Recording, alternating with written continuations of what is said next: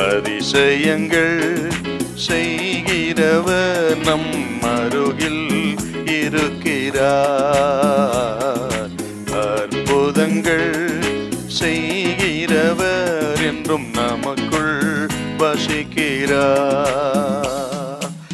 யோவான் 6:11. இயேசு அந்த அப்பங்களை எடுத்து ஸ்தோத்திரம் பண்ணி சீஷரிடத்தில் கொடுத்தார். சீஷர்கள் பந்தி இருந்தவர்களுக்கு கொடுத்தார்கள். அப்படியே மீன்களையும் அவருக்கு எடுத்து அவர்களுக்கு வேண்டிய மட்டும் கொடுத்தார். ஆண்டவர் நமக்கு அற்புதம் செய்வதற்கு முதலில் நாம் அடுத்தவரை நினைக்க வேண்டும். இயேசு முதலில் ஜனங்களுக்கு கொடுக்கும்படி கட்டளையிட்டார். சீஷர்கள் பசியோடு இருக்கிறார் என்று ஆண்டவர் அறிவார். ஆனால் முதல்ல சீஷர்களுக்கு அல்ல, ஜனங்களுக்கு கொடுக்கும்படி ஆண்டவர் கட்டளையிட்டார்.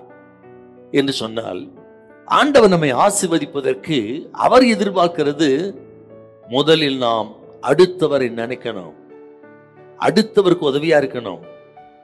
அடுத்தவர் நலன், அடுத்தவர் தேவை, அடுத்தவருடைய பிரச்சனையை சந்திப்பதற்கு நீங்கள் ஆயத்தமா இருந்தா உங்க தேவைகளை கர்த்தர் சந்திக்க அவர் ஆயத்தமா இருப்பார். என்ன நடந்தது? அவர் கொடுத்தார்கள்.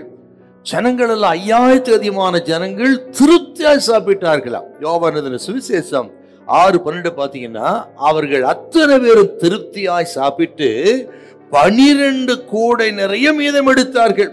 12 கூடைகள் என்பது ஒவ்வொரு சீசருக்கு ஒரு கூடை. முதலில் அடுத்தவருக்கு கொடுத்ததினால் இப்ப ஆண்டவர் இவர்களுக்கு ஒவ்வொருவருக்கும் ஒரு கூடை கொடுக்கிறார். அப்படியானால் அடுத்தவரை நாம் நினைவு கூர்ந்தால், அடுத்தவர் தேவைகளை முதலில் சந்தித்தால், அடுத்தவருக்காக ஜெபம் பண்ணா, அடுத்தவருடைய பிரச்சனைகளுக்கு முன்னுரிமை கொடுத்து நம்மால் ஆனது செய்த நம்ம பிரச்சனை கர்த்தர் பார்த்துக்கிடுவார். 12 பேருக்கும் 12 கூட என்று சொன்னால் ஆண்டவரின் அபரிமிதமான ஆசீர்வாதம், அதிகமான ஆசீர்வாதம், அளவற்ற ஆசீர்வாதம். அவங்க கொடுத்தார்கள் கொஞ்சத்தை, ஆனால் இவர்களை கர்த்தர் நிரப்பினார் பாரு. ஆக ஊழியர்களுக்காக கொடுப்பதும் தேவையுள்ள மக்களின் தேவைகளை சந்திப்பது என்று அதற்கு முதலிடம் கொடுத்து விட்டு, அதுக்கு தாங்க முதலாவது தேவராஜ்யத்தை நீதியும் தேடுங்கள் அர்த்தம். அப்படி தேடினால் அஞ்ஞானிகள் நாடி தேடுகிறதை தானாய் கொடுத்து உங்களை ஆசீர்வதிக்க இயேசு வல்லவர். ஆகவே தான் சொல்றேன், அடுத்தவங்களுக்கு முதலிடம் கொடுங்க. அப்படி உங்க பட்டணத்துக்காக ஜெபம் பண்ணுங்க, உங்க தெருவுக்காக ஜெபம் பண்ணுங்க, தேவையுள்ள மக்களுக்காக ஜெபம் பண்ணி கடைசியா உங்க விண்ணப்பத்தை வைங்க.